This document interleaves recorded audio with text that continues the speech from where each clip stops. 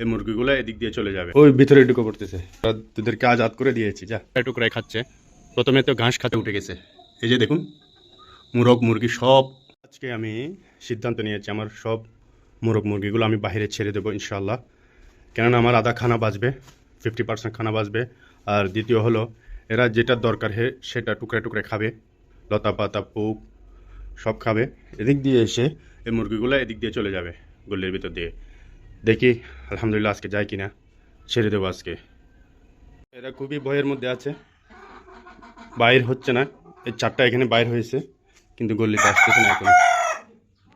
দেখি আমি ভিতরে গিয়ে মুরগ মুরগিগুলো বাহির করতে পারি কিনা। যা যা যা যা যা যা যা বিসমিল্লাহ বিসমিল্লাহ বিসমিল্লাহ তাকালতু আলাল্লাহ। যা যা যা যা রিক্স নিয়ে ছেড়ে দিলাম আল্লাহর নাম নিয়ে।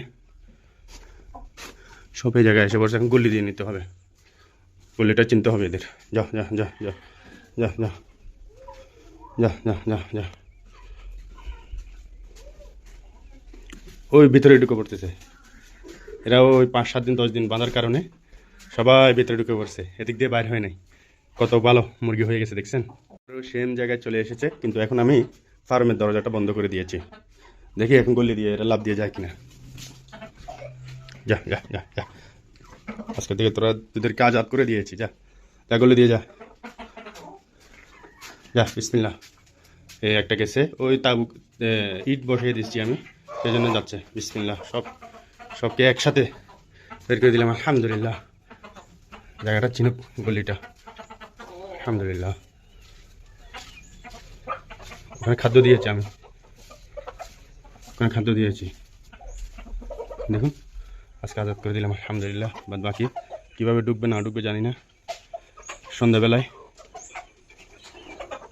2-1 দিন কষ্ট হবে, এরপরে ঠিক হয়ে যাবে ইনশাল্লাহ। এই যে ছেড়ে দেওয়ার পরে বাইরে এসেছে, আসার পরে এদের যেটার দরকার এটা টুকরায় টুকরায় খাচ্ছে। প্রথমে তো ঘাস খাচ্ছে দেখুন। আর মুরগিগুলো ছেড়ে দিয়েছি কি ঠিক করেছে একটু কমেন্ট করে বলবেন প্লিজ। আপনাদেরকে একটা জিনিস দেখাই আমি,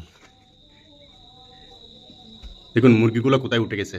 এই যে দেখুন মুরগ মুরগি সব কোথায় চলে গেছে দেখেন। এদেরকে লাঠি দিয়ে বাড়ি মারি বাহার থেকে নিচে নামায়, তারপরেও এরা উঠে যায় উপরে। এই নেটটা এভাবে বাহির থেকে ভিতরে দিয়ে দিছি, তারপরে কি করে এখান থেকে এই জায়গা থেকে লাভ দিয়ে এই নেটের উপরে করে কষ্ট করে এ পাশে এসে যায় এরা। দেখুন দেশি মুরগির বৈশিষ্ট্য দেখুন, এটা হলো দেশি মুরগির বৈশিষ্ট্য। কিছু মুরগি এখানে আছে, এই যে একটা বাঁশ দিয়েছি, এখানে বসে না, তারা উপরে যেতে হবে।